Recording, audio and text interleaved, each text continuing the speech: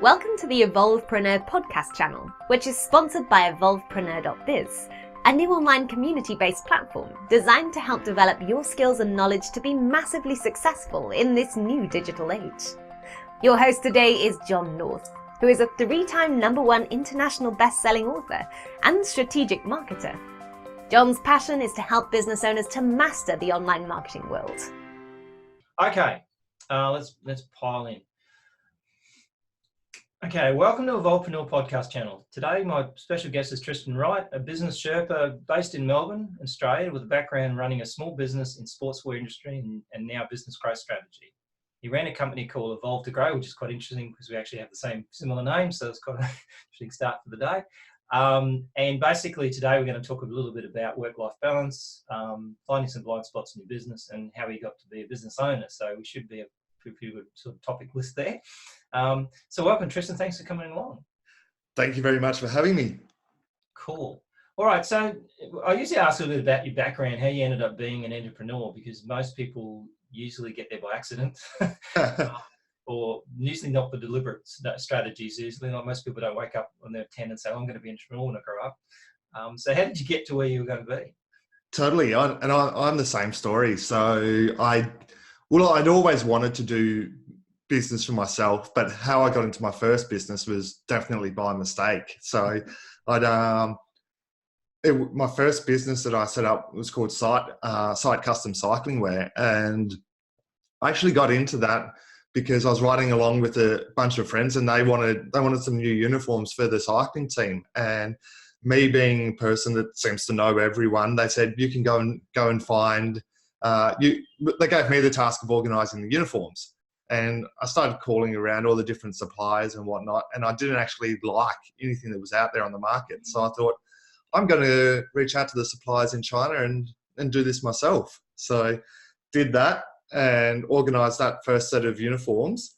And from there, I realised there's a gap in the market. So I started playing around in my spare time, setting up a business and seeing if I could, basically testing the offer in my spare time. Wow. And from there, it turned into a full-scale business, obviously over a period of time. Yeah, it's quite funny because when I was working for Westpac and I ended up being the computer guy in the bank. And so all the bank managers used to ask me to come help with their computers. Yeah. And because I was still working at the bank, I didn't even thought to charge them. I go do it for nothing. And then so I'll give you some money. So, okay. And so I take some money and then I eventually realized that, this whole thing might take off. So I sort of like moved from that into, helping the local computer business. And then suddenly I'm getting all these referrals and this thing just grew out of nowhere. It's like, and then suddenly you realize you're unhappy in what you did, because obviously if you did do that, you kind of subconsciously kind of wanted it to happen.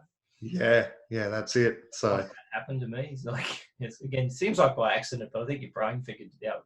It was probably subconsciously by design, and you ended up you were passionate about it and you're good at it, and you could see that you were helping others. So we're wired to, in a sense, we want to help other people. So, and it makes us happy when we see other people happy. So I think that's a trick with entrepreneurship. I think it's a big difference between, to a degree, a business owner and an entrepreneur sometimes, because a business owner will particularly run a business that not necessarily more logical, I think, but an entrepreneur's got that little bit extra kind of passion and sort of desire to sort of rule the world. That's it. Like, because there's a vision and a passion. So, and when you've got that end goal or that vision, you're a lot more passionate about what you're actually doing. Yeah, it makes sense. So, one of the things you mentioned to me was that you want to talk about today was, work-life balance, because I think that's pretty important. Because I've run businesses from home. When I first started, you always run from home, right? Yep. And then you move out to a business, and I've done that, and I had like $1 million salaries and all sorts of stuff, and good fun, paying huge amounts of rent, and then eventually moving back home again and working from home. And now today it's much easier. Yes. But I think the danger is obviously if you've got that kind of level, even if you have got an office, that getting that balance right of not being constantly on and doing stuff is tough. Correct, and that's almost the reason why I set up this business. So my vision in business is to give business owners the gift of time and freedom now, rather than in the future, because my backstory is I didn't have that time and freedom, and I eventually worked out how to do it. But I realized there's so many other business owners that don't have time and freedom in business, and it ends up impacting both their business, their life, and the people around them. So at the end of the day, business has to be a tool for you to actually live the life that you want, rather than the business owning you.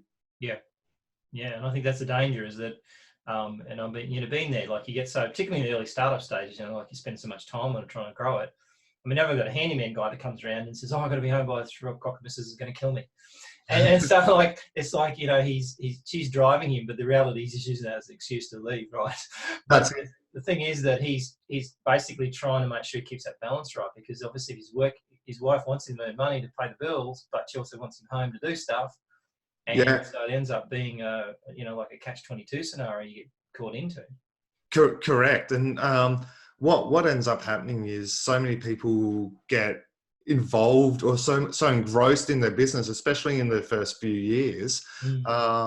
They're so engrossed in the day-to-day of the business, they don't take time to step back and think, what is the bigger picture here? Why am I doing this? Am I doing this because I want power, or am I doing this for freedom? What's the actual reason why I'm in business? And if a lot of the time, if you don't actually understand why you're in business, you'll end up working those long hours because it just happens, because you're like, okay, I'm in business, I've got to keep growing, kind of thing. And you end up that constant wheel round.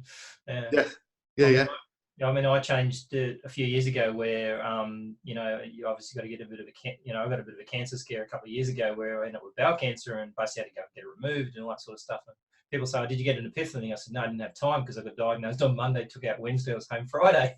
Oh, wow. Right. So, basically, but one of the things that, made clear was that, you can't be working 24/7. You can't be working 7 days a week, because it's the thin edge of the wedge. Correct. Yeah. Because how much more hours can you do? So I kind of made a decision. I was going to do it before, but I just made a conscious decision that I'm not going to work for clients on weekends. Yeah. And now I don't go in the office on weekends because, I'm not going to, at least have a weekend off. You're so much better on the Monday than working Saturday and Sunday. Yeah, totally. And I'll say with the clients that I work with, I don't allow them to come on as a client unless they commit to every 3 months having a full 5 days out of the business. No. So that means they're totally disconnected from the business for 5 days in a row. Right. And the benefit of that is that they get to recharge, reconnect with their family and friends, but also come back to the business on the following week fully engaged, and gives them more energy to achieve a lot more. I find even if I go away, like I regularly try to go away on conferences and things. I'm going away to a digital marketing conference soon. And one of the things that happens is while you're away and on the plane, you've got nothing better to think about. So you actually come back with heaps of ideas, I reckon. Yeah. Like suddenly you're outside your environment and all of these things become obvious that weren't obvious to the day you're in. Correct. Because you're stuck in the moment. So, and yes, being stuck in the moment might mean you get some short-term wins, but it's not sustainable. So, like I definitely don't work a 40-hour week, but I achieve a whole heap more than so many other people because I actually know what I need to achieve each week. I'm efficient when I'm working, and I delegate to my team. Yeah, the basics really that happens nowadays. And I think the biggest problem in small businesses is that they're never really taught that stuff at school. Correct. You don't really get taught that stuff at TAFE or any other sort of outside schooling stuff. So you kind of learn it either by accident or whatever. So I think by mistake. By mistake. You make the mistakes, right? Yeah. Yep. I guess that's the reason why I wrote some books and did Evolvepreneurs, because I feel like those skill sets aren't being utilised or being taught. Totally. And that's why I'm in business, because I didn't have anyone to go to with my previous business. And there's so many people out there that they're really, really good at what they do. They're really good at being a graphic designer, an architect, whatever. And you can get you can get good initial success. You might be able to get to 500,000, 1 million, 3 million, and you can do that by being self-taught. But you'll end up burning the candle at both ends, and to be able to take that and be efficient and take home your 200, 300, 400K and work less than 40 hours a week, or picking and choosing when you work. It's really, really hard to do when you're looking at it just by yourself. And so what are your sort of top tips of productivity? Like, obviously I think one of the things is, you have to take a break. I think the biggest thing for me is that if you book a holiday, like I booked a week away in December. If you book a holiday, it's funny, if you never book that holiday, you say, I'm going to have a holiday, but you never book it. Yeah. That's right. Yeah, you work. It's about actually setting, it's really simple, setting goals and keeping yourself accountable to them, and making sure those goals are running in 90-day sprints, because if they're any longer than 90 days, the human mind thinks they're too big. So, and actually making a charter of commitment to yourself. So what I mean by a charter of commitment, saying these are the 3 things I will do consistently each week, both in my personal life and in my business life. So it could be as simple as every week I'll go on date night, or every week I'll go to the gym 3 times, or I'll set my top 3 goals for business by 8:30 a.m. every morning. So being top 3 goals are 3 things I must achieve without today. These are the important things. Makes sense. Yeah. I think one of the things that I've always done is I've always, booked yourself in the calendar. Yep. So actually book you in the calendar, or book whoever. Yeah, because otherwise you'll be like, oh, I've got half an hour free now. What do I do? Yeah. And one of the things we did is, like, you can't book a time before 10. If you try to book me, you would have been, you can't book a time before 10 o'clock because I'm not functional till then. Yeah. So basically I'm not a morning person, even though when I wake up, I say, oh, that's really cool, but I'm not doing it again. Yeah. And so it's like, like I've sort of set those boundaries and preset it in the diary. So basically it's immovable in most respects. So I'm not going to accidentally book a 9:30 appointment when I'm not ready for it. Yeah. And seriously, it's about systems and structure. Like I used to be, and I still struggle with it. I used to hate structure. But if you've got structure and routine and repetition and build habits, you're going to be a lot happier and achieve a lot more. So it's kind of funny, isn't it? When you leave, you usually got a job and usually you leave because of that, right? Yep. Because the boss is making you work too hard or something like that, right? So you leave, and then eventually you say, I'm not having any structure, I'm doing it. You realise it doesn't work. And then eventually you do it, and then you're actually belting other employees over there because they're not doing it. It's like a full circle. Yes. So right, and the reason why you probably left was because the culture in the business was one of accountability rather than ownership. So if your boss had been teaching ownership as opposed to keeping you accountable, you probably would have been happy in the business. Yeah. So I'm really, really big on letting staff, letting businesses own what is their KPIs. So, and that starts with having clarity on what you're supposed to achieve. Yeah, absolutely. So I mean, the basics don't really change at the end of the day, isn't it? Like I think I can read books written 100 years ago and they're still relevant today. It's just the technology around it, but correct. The basics are the same. The basics are the same. They're just reimagined or dressed differently. So all the different books, all the different public speakers, the framework on what they're saying and what they're writing about will be the same. It's just dressed slightly differently because the human mind and the way we interact is still the same. Yeah, it's weird, isn't it? So one of the things we talked about was finding the best blind spots in your business. Yeah. And what's that mean exactly? And I'm kind of guessed, but tell me what you think.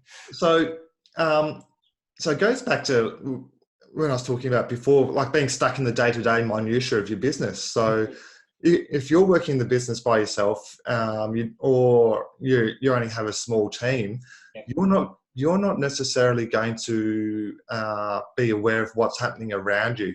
A, maybe because you haven't been there before, or B, because you're so single-minded or focused on one area. So it goes back to taking a step back and looking at the surrounds. Like of what's happening in the external environment to your office, to your desk, to your direct clients. And sometimes you actually need a network or a group of people around you, or a coach or advisor to help you look at something from a different angle. Mm. Yeah, absolutely. I think that's an interesting, because I've got a client that likes to overcomplicate things. Yep. So what she will do is will say, look, I think you just need to sell some coaching, right? Just sell some. Mm-hmm. And so it was interesting. I had this epiphany the other day when I spoke to her, because she said to me, oh, well, let's look at 3 options for that. I go, no, we're not having 3 options. We're just having 1 option. Yeah. And I realized, it sort of hit me right then and there, that was the problem that we're having, because the reality was we've done so much stuff. And that's one of the things with entrepreneurs, right? They like to do lots of stuff because they like to be entertained, right? They don't like, boring businesses or anything like that. So they'll keep on creating stuff. And I realized that what the primary problem was, you weren't focusing on one thing. You were focusing on all these things and wondering why they weren't working. What's your end goal? What's the minimum viable product? Let's get it out to market and test it. So let's create a stepping stone plan, knowing that phase 1 will help us get to phase 2, which will help us get to phase 3, which will help us get to the end goal. So you have to narrow down, you have to niche, and our mind isn't designed to focus on 3, 4, 5, 6 different things at once. We can, but we're not going to do it properly. Yeah, I mean, that's the problem. I think and then you feel overwhelmed, and then you don't do anything. Then you just stop. Correct. Yeah. And it goes back to the fact that the person doesn't actually know what they want to achieve. They haven't written it down, and they haven't reverse engineered it. Because if you've got clarity on what you want to achieve, you can narrow it down and focus. And that's what reduces overwhelm. So what do you think about these, having a big long business plan and all that kind of stuff? What's your thoughts on that stuff? Nope. You, especially if you're first business, no way. So mate, you need to have a who, why, what, how, when kind of thing. And maybe a page for each of them. So nothing more than 5 or 6 pages, and nothing more than 2,000 or 3,000 words maximum. So there's the business canvas map, and that's a 1 or 2 page document. Yep. And that's probably all you need in the early days. So I mean, even the big businesses now, I think the biggest problem is change is so fast. Yep. I wouldn't even think Facebook's necessarily got a huge plan either. Do you know what I mean? Because things change so fast that you can't keep up. So writing a business plan. I remember when I first started in business, this guy came out and saw me. And I don't even know how he ended up coming to see me anyway. Some sort of business advisor. He spent an hour with me, sent me a bill for $500. And I go, whoa, that's a lot of money. And one of the things he did was, in that question, is he said, I said, how much are you going to charge per hour? And I told him $30 or something like that. A long time ago. And so, and then basically said, oh, I think you should charge more than that. Why don't you charge 80? And so we charged 80. And he said to me, I said, oh, that's a lot of money to pay us. Well, back then, because I was just starting, I didn't even start my business yet, right? He goes, well, but you're going to pay attention now, because you paid a decent amount of money for some advice. You're going to go and follow it. And I did. And the reality was, that was a big difference in $50 an hour, more money. Yep. Same work. And I can always discount. I can always go from 80 down to 30 if I had to. to. You can't go up. You can't go up. You can't turn around to someone and say, usually when I'm negotiating, I'm trying to sell something, somebody will say, oh, how about $30? I go, how about 50? And he gets rid of them because it's not going anywhere, that negotiation. And so, I think that the biggest problem is that, if you don't really have a clear outcome of what you're trying to achieve. And I mean, I wrote a business plan at the time, pretty short it was, only about 5-6 pages, I think.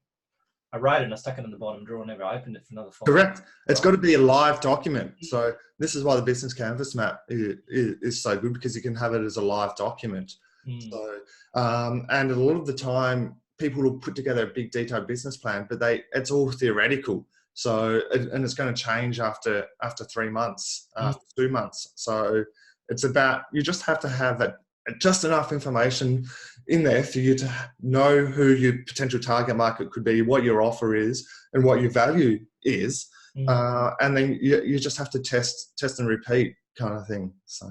So what do you think about the 90-day sprint thing? Because that's something I typically sort of talk to clients a bit about. 100%. Yeah. So what I do is put together, it's about having a yearly action, a yearly strategy where you want to be in a year's time, then break it down into 90-day sprints or quarterly sprints, and knowing that those quarterly sprints are going to help you get there, and then you review every quarter.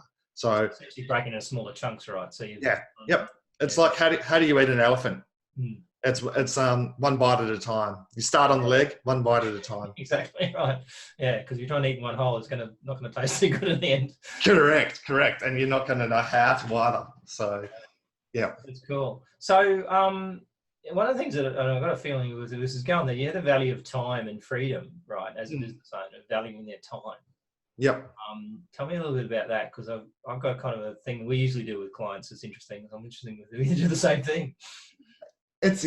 So for me, so many business owners were like, it's so much easier if I do it myself, and rather than handball it off to others. So I say to my clients, if I don't like charging by time, but I say to clients, if it's anything less than $300 per hour, you need to delegate it out.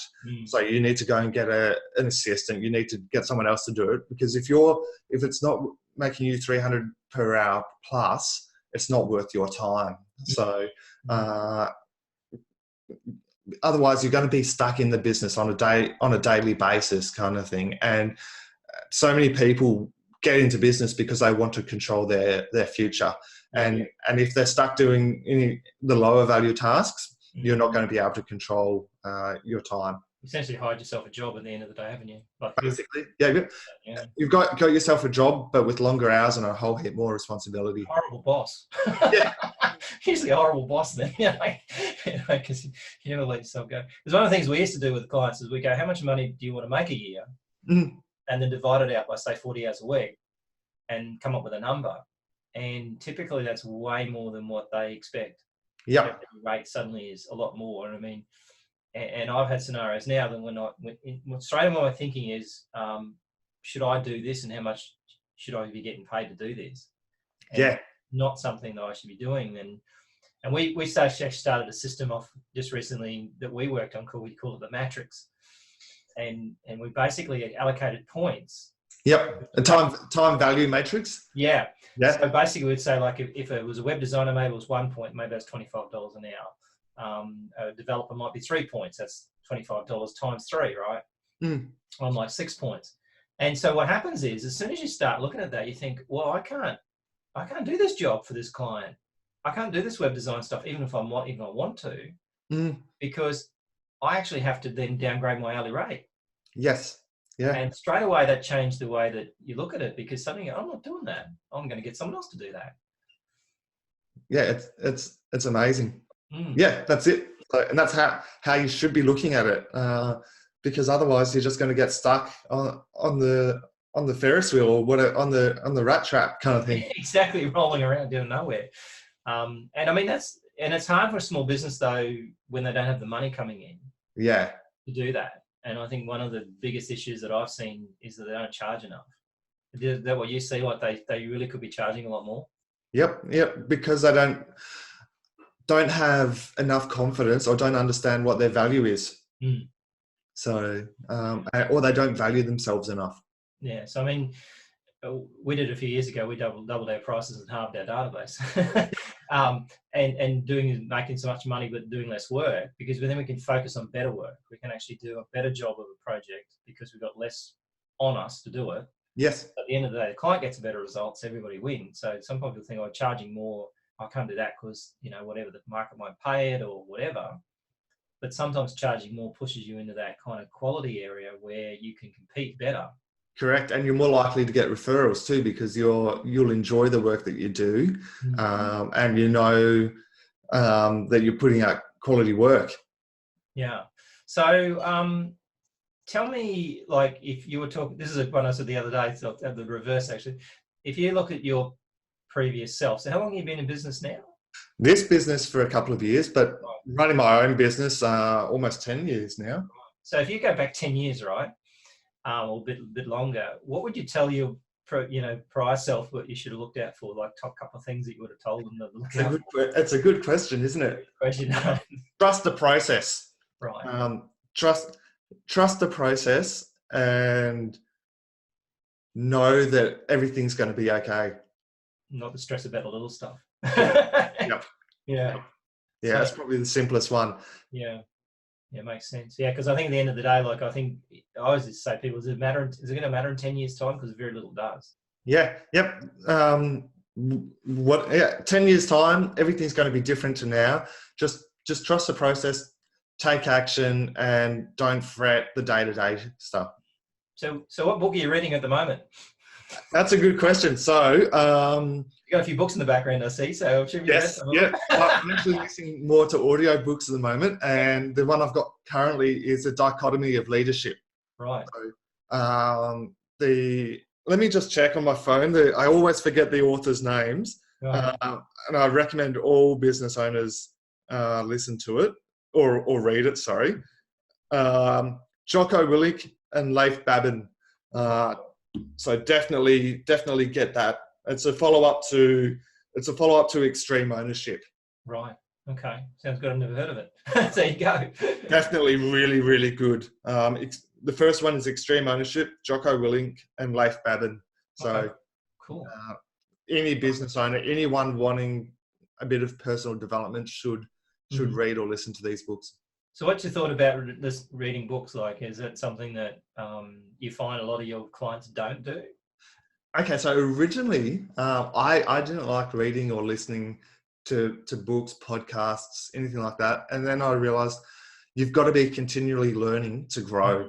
So you need to be careful and make sure you're not getting too many outside influences or work out how you can distill the information, because otherwise you can get overwhelmed. Yeah. But you need to be continually learning. Mm. And I think it's also one of the things that I read the other day, which was quite interesting. So I went and did it, was buy some books on totally different subjects you would never read about. Yeah. Yeah. And you work out how you can apply it to your life. Yeah.